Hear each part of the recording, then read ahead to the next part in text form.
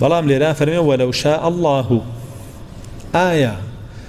الله جل جلاله مشيئتي ولا شريعتك اختلاف به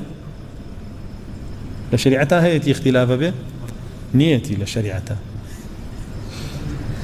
كان القرآن بما نفرمي واعتصموا بحبل الله ولا تفرقوا أطيعوا الله ورسوله ولا تنازعوا زور هاتوا لشريعتها الله جل جلاله فرماني بيك الدنيا ما يك أمة بن إن هذه أمتكم أمة واحدة يك جروب بن يك جماعة بن يك أمة بن بلام آيات لكونا الله جل جلاله وستويتي خلاف تفرقها بيان وستويتي كواتل مشيئتي كونية الله جل جلاله وستويتي اختلاف تفرقها به لمشيئتي شرعية الله جل جلاله نيوستوي اختلاف شريعة تفرقها به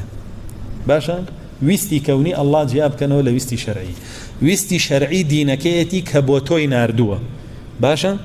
ويستي كوني سنن كونية كان كابلة كونها هبل خراب بها بيت شاق بها بيت باشا بلام آية لشرع فرماني بشاق نكردو قد غي خرابي كردو با واضحة جابوه اللي را فرمي اگر الله ويستي لسربوا يعني اگر لروي كونه ويستي لسربوا نبينا ابو كواتا الله جل جلاله لروي كوني ويستي وكتفرقوا بشبونو بيك هالبجان هابي بلام لروي شرعوا قد غي كردو اليمن لويستي شرعية نايبه لنا شريعتك تفرقوا بشبوني نايبه ولا يزالون مختلفين إلا من رحم ربك أو خلق لاختلاف بشبون وتفرقيا به أوانا النبيك الله جل جلاله رحميان بيك ولو تفرقيان بارزي أجر تو يسا لو تفرقوا بشبونيان توربون تنية بارز راوي لي أو تو الله جل جلاله رحم بيك سواسي الله بك لسلو رحمه يما تشان صالة هرها واركين كاكا لقال هيج جروبينين برين لهمويان إسلام بقشتي سرخين ولا قال إسلامين بقشتي هر طائفة خوي دا تبال إسلام إما تيكلاوي هيج طائفة نابين هيج جروبيا نابين وإما أو كارش بشرعي نازاني كخود بيت بال هيج جروب فرقة وتاقمك باشا أو بشرعي زانين كبقشتي إسلام سرخي وبقشتي مسلمانان سرخي يترخوا أكرد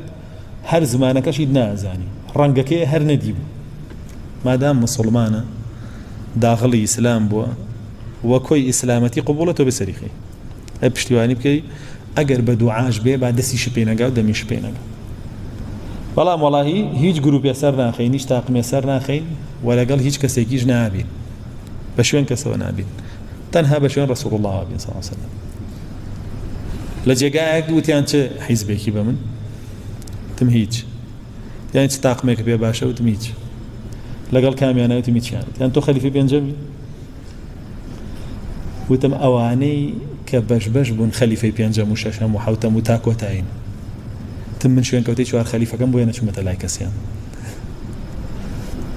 أو حقيقيا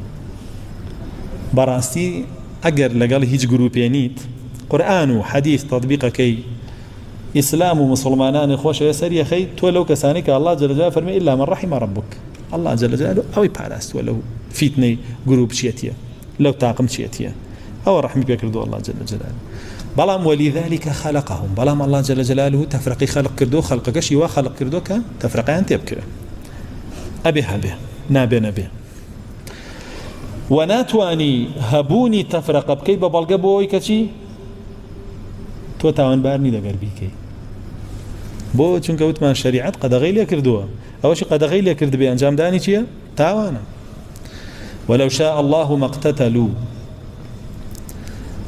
ولكن الله يفعل ما يريد أم تفرقية تا أستي چي أروا تا أستي قتاليش تا أستي ليك كشتنيش أقر الله جل جلاله يستي لسربوا ويستي كوني خلقنا كرد بلام أبي ما دام يك أمتي هي لبرانبري شابت تفرقها به باشا بو يدركوي كي طالب يك أمتي كي طالب تفرق كي أبي هرهبه هل لا بابة فقهية كان شاب بابة شرعية كان هندق بابتها هي خلافية بونمنا أو آتيك فرمي أو لامستم النساء هندق قالين لمسك ما بس جماعة هندق قالين ما بس هر دز لدانا وأمان رين بدز لدان لا أفرد دز نيوش ناشكي وأنا لين أشكي باشا أجر الله جل جلاله بيوستا لويا خلاف دروز نبي نيتواني أي تواني هر كلمة لامستمي بكر ده بجامعتم أو جامعتم النساء طب خلافنا هذا بجماع دز نيوش أشكي با دز لدان ناشكي فأتخوى يستويتي هبه ويستي كوني أو أبي هبه أو آتي تفسير ما انكر 3 قروء تمان قرء هندك شانلين باق بونوية وهندك شانلين توش بونه بصوري مانغانكا أقر الله جل جلاله بيوستا لويا أو خلاف نمينيه يفرموشي